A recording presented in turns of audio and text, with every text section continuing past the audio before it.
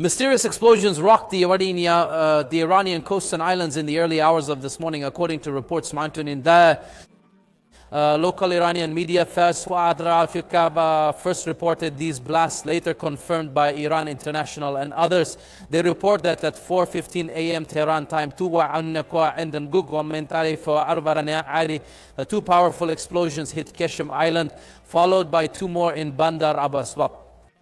Following that, a series of additional explosions took place within the city of Bandar Abbas, happening yet again. Usually these explosions only come from fighter jets in this manner, meaning they fly in a single wave to strike Keshem and then strike Bandar Abbas directly. Interestingly, neither the United States nor Israel has actually initiated any operations or claimed to be carrying out, for instance, preemptive measures against potential Iranian attacks towards the Strait of Hormuz. There are no direct military operations from the United States or Israel.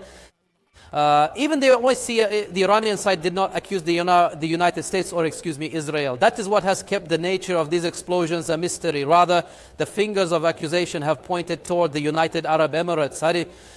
Specialized intelligence sources closely linked to Israeli security circles have reported that Babak has explicitly stated that the United Arab Emirates was the primary entity behind these attacks and that they utilized their Mirage 2000 fighter aircraft to carry out these strikes.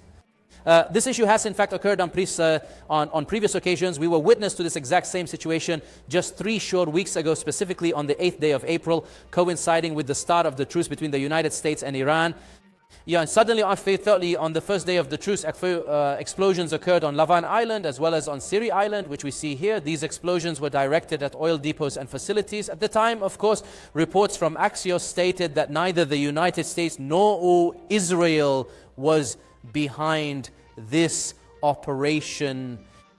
Then Iran International claimed that the United Arab Emirates carried out this response as retaliation for Iran's actions because the United Arab Emirates was the country most targeted by Iran compared to other Arab Gulf states. Iran even launched the largest number of drones, not just when we look at the Arab Gulf states, it is actually the case that the number of drones that attacked the United Arab Emirates was significantly higher than those launched towards Israel.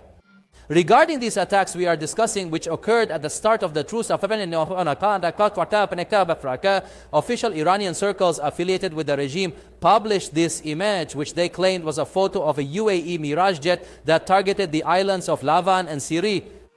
Okay, if we take a closer look at this aircraft, we'll notice there's no flag indicating whether it belongs to the United Arab Emirates. However, the Mirage 2000 owned by the UAE is not far off in terms of the design we're discussing. Consequently, these explosions that occurred today in Bandar Abbas and on Kapas on Keshem Island it might be considered justified if the UAE had indeed carried out this attack, as all these sources claim, especially since it has been subjected to a series of completely unjustified and unprovoked attacks by the Iranians, with the United States beginning Operation Earnest Will, a humanitarian defensive project primarily for the passage of ships through the Strait of Hormuz and to protect them from any Iranian attacks, as the Iranian side had attacked Fujairah yesterday in this manner, as we can see and struck one of the sites. This could potentially serve as a clear justification for this direct operation, even though the United Arab Emirates has not officially claimed responsibility for any kind of attack on Iran. These are all well-informed sources speaking at length about these matters and sensitive details against the Iranian side. And of course, regarding the Iranian side, why exactly is it choosing to target the port of Fujairah? It may surprise you, but the core issue is that as the U.S. starts its Freedom Project, when these destroyers passed through with Fujairah exporting oil, bypassing the Strait of Hormuz, moving 2 million barrels, despite the attacks,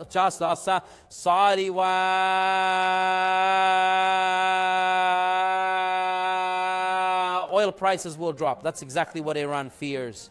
That's the heart of their conflict.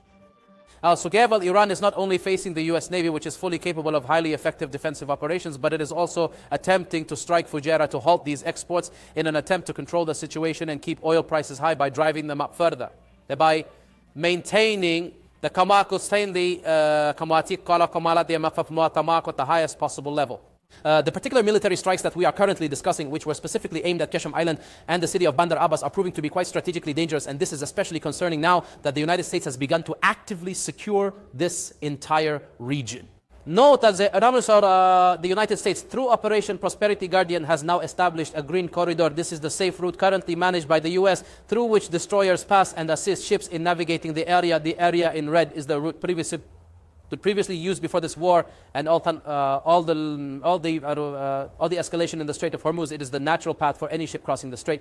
The line that you see highlighted in sky blue on the map represents Iranian territory, and it is from this specific location that any potential military strikes against Qashm would likely be launched, should Qashm be targeted. And if we also see strikes occurring in Bandar Abbas, then there's a very real and distinct possibility that we might see subsequent strikes carried out against Iraq as well. Here, Sasa, the Iranian side and the Guard are under pressure and may even lose control of the corridor through which ships pass and through which Iran collects fees and other revenues. Consequently, the safest road becomes the one for the United States, as we can see here on this chart. And, of course, this corridor is marked in green. Yesterday, the United States military successfully navigated across the passage utilizing two of their destroyers, the USS Truxtun and the USS Mason. Both vessels completed the transit successfully, and we have since received updated satellite imagery showing the current positions of these two destroyers. Again, if you look here, you can see an image of the first destroyer, and this is the second. You can clearly identify the location of both destroyers. They have indeed successfully managed to complete their crossing, and the Iranian side was unable to launch any strikes against these destroyers, which were supported by Apache helicopters and other air capabilities. Iran has indeed attempted to strike these destroyers as they pass through using missiles and drones, but failed, and this has been confirmed by American sources today. In fact, one of the two ships that crossed the Strait of Hormuz even turned on its AIS tracking and receiving system, as shown here according to Marine Traffic.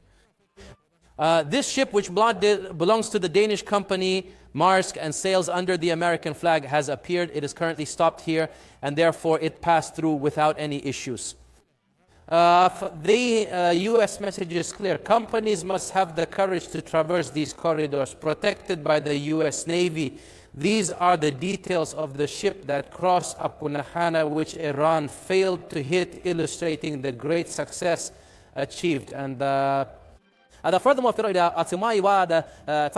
we also observed earlier this morning that the United States government appears to have carried out a significant electronic jamming operation that altered the reported positions of all ships currently in the region.